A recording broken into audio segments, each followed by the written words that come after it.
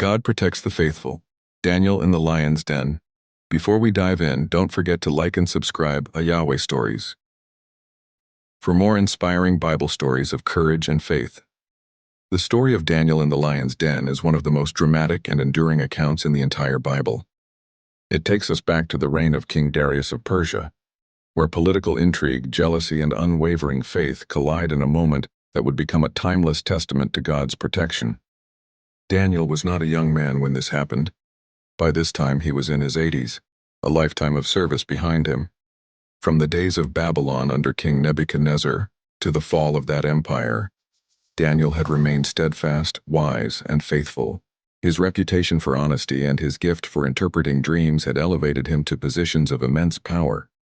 Under King Darius, Daniel was chosen as one of 3 administrators set over 120 satraps, regional governors tasked with running the vast Persian kingdom.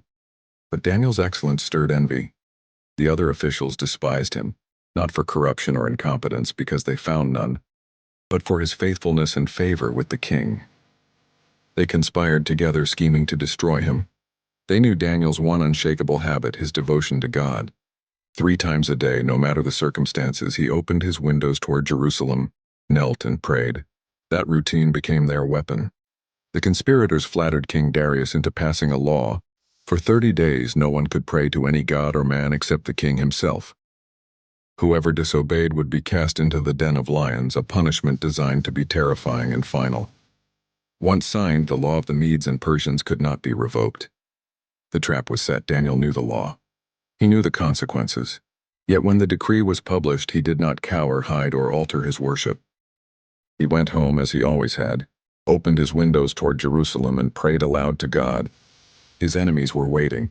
They burst in, seized their evidence, and rushed to the king. Darius was devastated. He admired Daniel and recognized the plot instantly, but the law could not be undone. Reluctantly, with a heavy heart, the king ordered Daniel thrown into the lion's den. As soldiers rolled the great stone over its mouth, Darius spoke words of hope. "May your God, whom you serve continually, rescue you." The night was long and restless. The king refused food, music, and comfort.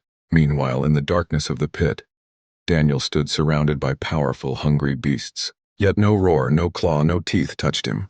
God sent his angel, who shut the mouths of the lions. They became as still as stone, unable to harm him. Daniel's faith had called down divine protection in the face of certain death. At dawn, Darius hurried to the den. Trembling, he called out, "Daniel, servant of the living God, has your God, whom you serve continually, been able to rescue you from the lions?" And from within the pit came Daniel's calm reply, "O king, live forever. My God sent his angel, and he shut the mouths of the lions. They have not hurt me, because I was found innocent in his sight." The king was overjoyed. Daniel was lifted from the den completely unharmed, not a scratch on him, because he trusted in God. The conspirators, however, were thrown in, along with their families, and before they even reached the floor of the den, the lions overpowered them.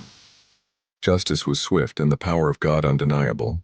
Darius then issued a decree to all peoples and nations of his empire, that the God of Daniel is the living God, enduring forever, whose kingdom will never be destroyed.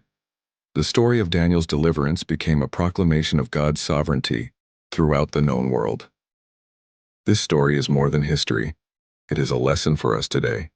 Faith does not mean life without trials. It means trust in God through the trials.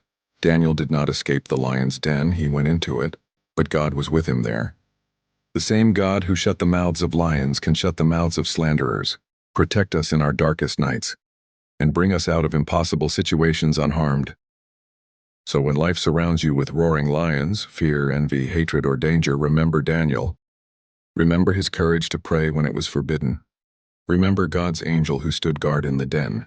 And remember that divine protection is real for those who remain faithful. If this story of faith and courage inspired you, don't forget to like and subscribe to Yahweh Stories for more miraculous stories of God's protection.